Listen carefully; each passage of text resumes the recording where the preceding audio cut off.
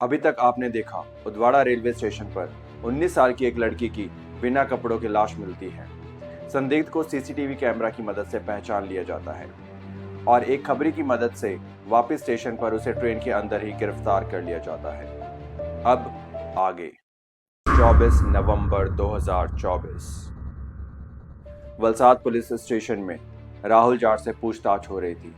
पूछताछ में उसने 19 नवंबर को कत्ल की वारदात को कबूल करते हुए पुलिस को बताया कि उसने वलसाड में कुछ दिन काम किया था और 19 नवंबर को वो अपने बकाया पैसे लेने आया था। पैसे लेकर उसे वापस मुंबई जाना था।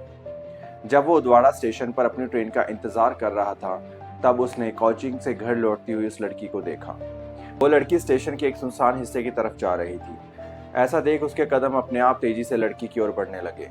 दरअसल उसने सुनसान हिस्से की तरफ जाते हुए किसी लड़की को नहीं, बल्कि एक मौके को देखा था, किसी वारदात को अंजाम देने का मौका। उसे नहीं पता था कि वहां उस लड़की को पकड़कर वो उसके साथ क्या करेगा, लेकिन उसको ये पता था कि उस सुनसान हिस्से में वो उस लड़की को दबोच सकता है, और उसने किया भी वैसा ही। स्टेशन से लगभग 100 मीटर की दूरी पर इस सुनसान हिस्से में राहुल जाट ने लड़की के मुंह पर हाथ रखा और उसे पेड़ों के पीछे खींच लिया और उसे धमकाया ताकि वो चिल्ला नहीं सके। अब कोचिंग से घर लौटती हुई एक लड़की के पास लूटने के लिए क्या ही होगा, तो उस दरिंदे ने उस बेचारी बच्ची की अजमत ही लूट ली और उसकी इज्जत लूटने के बाद गला घूंटकर उसे मौत के घाट उतार दिया। इसी दौरान उसने अपनी स्वेटशर्ट उतारकर वहीं फेंक दी। लेकिन क्या कोई इतना बेवकूफ हो सकता है कि इतनी भयंकर वारदात करने के बाद अपने कपड़े और अपना सामान सबूत के तौर पर वहीं छोड़ जाए? राहुल जाट बेवकूफ तो बिल्कुल नहीं था। वो विकृत मानसिकता वाला एक ऐसा दरिंदा था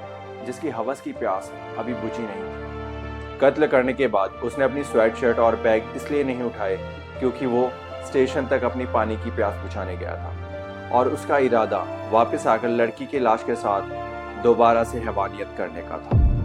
लेकिन जब वो पानी पीकर वापस आया तो उसने देखा कि वहां भीड़ इकट्ठी हो चुकी थी। लड़की के घर वाले वहां पहुंच चुके थे, जिसकी वजह से उसे अपना स्वेटशर्ट और बैग उठाने का मौका ही नहीं मिला और बाद में इन्हीं दोनों चीज़ों की वजह से वो पकड़ा गया।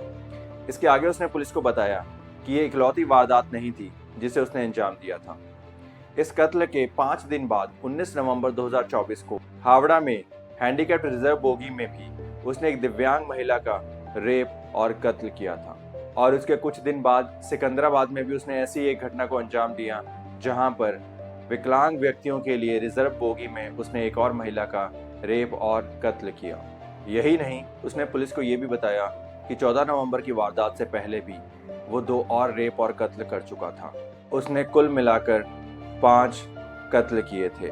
उसने पुलिस को बताया कि उसने अपना पहला कत्ल 28 अक्टूबर 2024 को किया था और उसके पहले कत्ल की वजह थी उसका गुस्सा जो उसको था उन लोगों के ऊपर जो उसकी विकलांगता का मजाक उड़ाते थे। गुस्सा जो उसको था उन लोगों के ऊपर जिन्होंने उसे ट्रक ड्राइवर की नौकरी नहीं करने दी और उसने ये सारा गुस्सा उतारा उस विकलांग महिला के ऊपर जो उसे विकलांग लोगों के लिए आरक्षित बोगी में अकेली मिल गई थी। जब वो पहली वारदात करने के बाद में आसानी से बच निकला तो उसे लगा ये तो बहुत आसान है और इसके बाद उसका कत्ल और रेप का सिलसिला शुरू हो गया। क्या अपने साथ हुई नाइंसाफी का बदला इस तरीके से मासूमत से लेना सही है? अगर किसी के साथ कुछ गलत होता है तो क्या उसे ये हक मिल जाता है कि वो दूसरों के साथ भी गलत करे? क्या उसका बचपन का ट्रॉमा उसके द्वारा किए गए अपराधों का सही जस्टिफिकेशन है? क्या ये तरीका सही है जिस तरीके से उसने अपने गुस्से को चैनलाइज किया? इन सभी सवालों का सिर्फ एक जवाब है,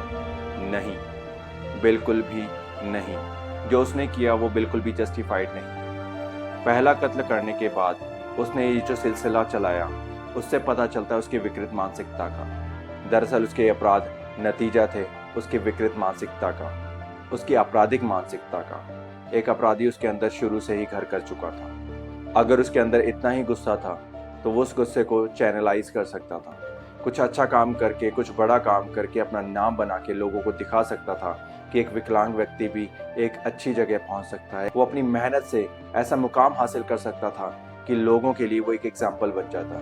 मैंने अपने आसपास ऐसे लोगों को देखा है जिनके दोनों हाथ नहीं है, लेकिन उसके बावजूद भी वो अच्छा खासा पढ़ रहे हैं, अच्छी खासी नौकरी कर रहे हैं और अपनी लाइफ में आगे बढ़ रहे हैं। उन्हें भगवान से कोई शिकायत नहीं, किसी और से कोई गुस्सा गिला नहीं। उन्होंने अपने चैलेंजेस को एक चुनौती के तौर पे लिया और ना सिर्फ उस चुनौती पर पार पाया, बल्कि वो लाइफ में इतना अच्छा कर रहे हैं जितना अच्छा शायद वो लोग नहीं कर पा रहे जिनके सारे अंग सही सलामत हैं। ऐसे विकृत मानसिकता वाले लोगों की वजह से ही महिलाएं खुद को सुरक्षित महसूस नहीं करती। उन्हें अकेले सफर करने में घबराहट होती है। ऐसे लोगों को मिलने वाली कड़ी से कड़ी सजा भी कम है। ऐसे लोगों को तो ऐसी सजा मिलनी चाहिए कि जिसे देख या सुनकर इनके जैसे अपराधियों की रूह तक कांप जाए और रेप या कत्ल करने से पहले उनके मन में खौफनाक सजा का ख्याल आना चाहिए। उम्मीद है ये कहानी सुनने के बाद आप भी सजग रहेंगे और सुरक्षित रहेंगे। इसी सोच के साथ मैं रविंदर सिंह आपसे विदा लेता हूँ। फिर मुलाकात होगी एक नई कहानी के साथ क्राइम स्टोरीज हिंदी में। जय हिंद।